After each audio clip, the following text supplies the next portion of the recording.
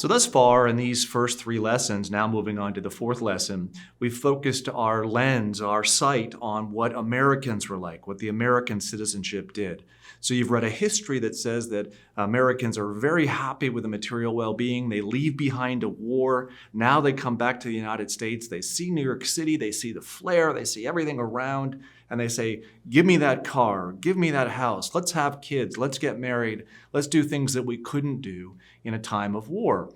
And there are certainly some benefits to living an excellent life and enjoying material well-being. And then there are some downsides, right? The downside is perhaps we do what we're told. Perhaps we don't know why we're doing what we're doing. So the first three readings say, wake up and take a look at what your life is like. Take a look at why you're doing what you're doing, and try to develop a sense of purpose.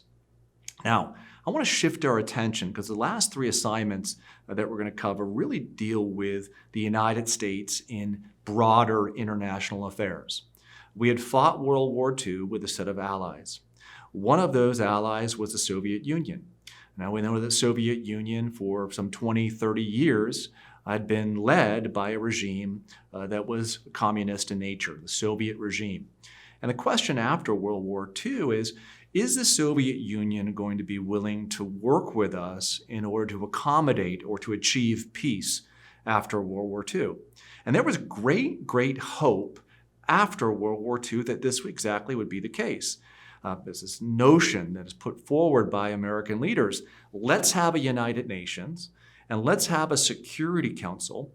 And within that Security Council, let's assign specific power and authority and responsibility to the most powerful nations in the world.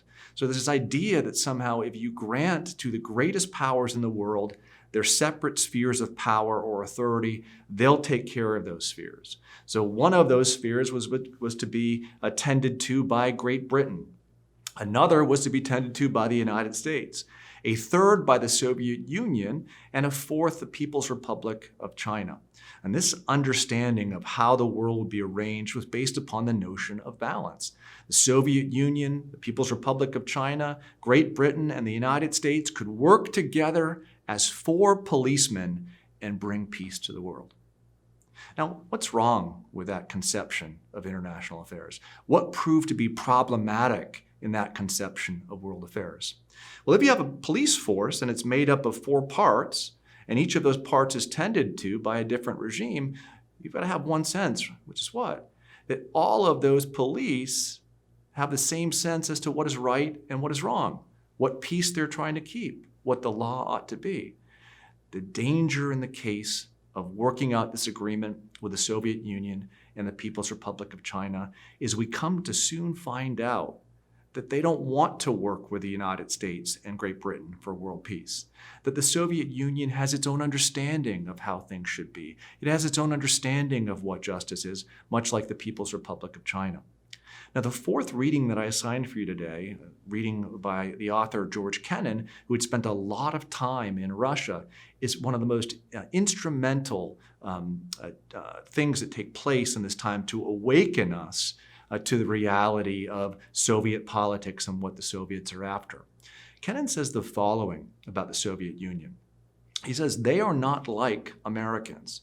They have a mindset that's been captured, has been won over by the communist ideal. They believe that what the United States represents in its capitalist economy, in its free markets, in its individuality and all the rest, is actually a blight upon the world. And the long-term goal of the Soviets, Kennan tells us, is to do what? It's to conquer Western civilization. It's to implement its understanding of justice. Now, any individual who had understood Karl Marx and what he was after when he said, workers of the world unite, would have, right, so on the surface level, understood that the goal of the communists was a universal goal. The goal of the Soviet Union was world conquest. But it's not until Kennan gives us this insight and tells us that not all regimes are alike that we begin to awaken to this idea and the reality that when we look at the Soviet Union, it has its own plans for the world, and those plans are very different than what plans that we have.